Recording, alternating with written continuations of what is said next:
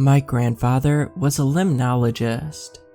Now, this is an interesting profession, but not wild or full of supernatural stories. But my grandfather knew that at an early age, I had a fascination for horror stories.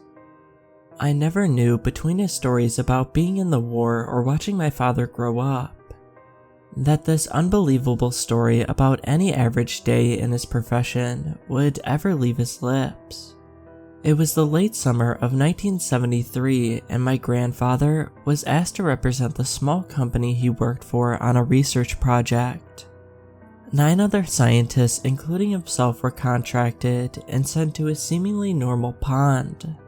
He refused to share any information about its name or even relative location. Apparently, this small body of water has always had a low aquatic life count. This has led local fishermen to avoid the spot, and so it gets glossed over and only a handful of locals know it even exists.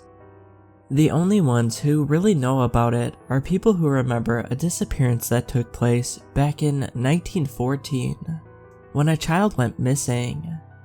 According to my grandfather, a family happened upon this pond during a hitchhiking trip, and after 1 or 2 visits, they decided to make it a regular occurrence. It's remote and peaceful, the pond seems safe for their 2 children, and they got peace and quiet. During their last excursion, near the end of the trip, their oldest starts screaming. They realize he's in the middle of the pond, and the father races out to help him. When the father makes it out to him, he realizes his sister is nowhere to be found.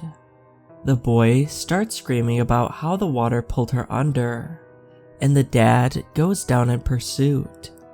After hours of searching, he never finds her, and the police rule it a drowning. At this point, the kid is a full-grown man, and still insists that she did not simply drown, but she was pulled under. After arriving, he and his fellow researchers are gathered together by a man in a yellow suit, sporting a logo he's never seen before or since. He and the others are told that they are to take samples and test for any abnormalities. He is told specifically not to share results with the rest of the research team or anyone else for that matter. If he does, he will be removed from the site and not receive payment for any research collected. The group is separated from each other and told to begin. My grandfather notices as he is taking samples of the algae that one of the other researchers is arguing in another language with one of the men in yellow.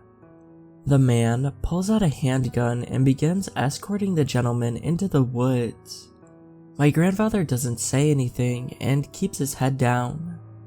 After a few hours, he begins noticing a strange pattern of reoccurring and diminishing iron levels in the soil and pond water itself. According to him, this is incredibly high levels even if it was a large body of water with a large ecosystem. Every so often, my grandfather notices a small pattern of bubbles coming from the middle of the pond, but he keeps it to himself. Around noon, they set up a small buffet right outside the research area. A man in a yellow jumpsuit arrives to escort my grandfather to the buffet, and while walking, he reiterates to my grandfather not to discuss any findings with any other researchers. My grandfather gets his meal and sits at the table with the other scientists. Most of the meal is eerily quiet and made more uncomfortable by one of the men in yellow standing only a few feet from the table. A man sitting across from my grandfather eventually speaks up, inquiring about everyone's profession. Before anyone could utter a word, the man in yellow turns towards the table and begins shouting about how they will share no name, professions, or details of their lives. After our investigation into the incident is concluded, you will all return home and forget you ever met one another, the man announces. Everyone at the table is puzzled. They knew that they were doing research, but they didn't understand what incident he was referring to. Another man dressed in yellow quickly pulls his colleague aside and hush arguments ensue.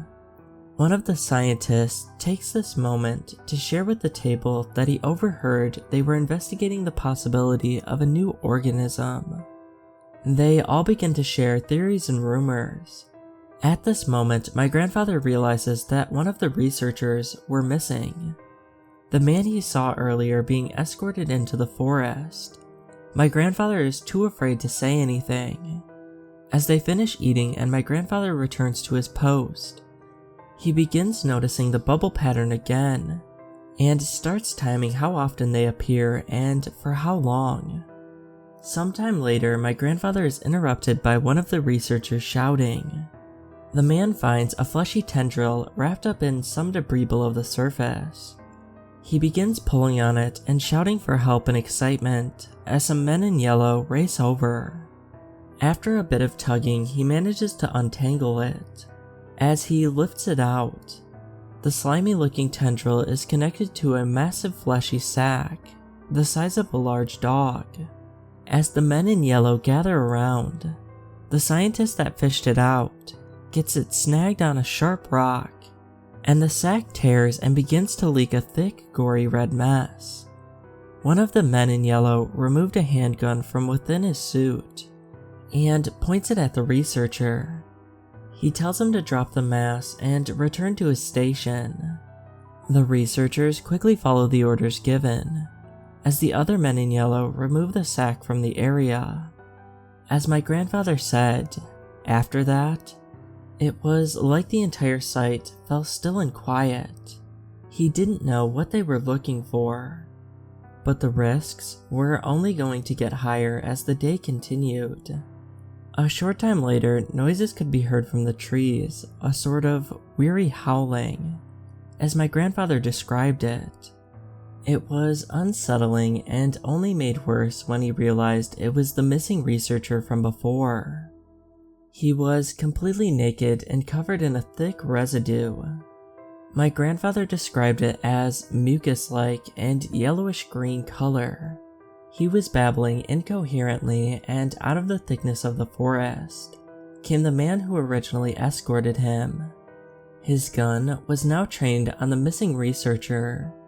As the scientist reached the edge of the pond and stopped, he waited for a moment and then began stepping inside and slowly making his way to the center. All the while, the man was mumbling and sobbing softly to himself. He eventually made it to the center, when his sobbing turned to uncontrollable wailing, and what seemed like pleading. His cries unsettled the sight as everyone, including my grandfather, waited in horror for what would happen next.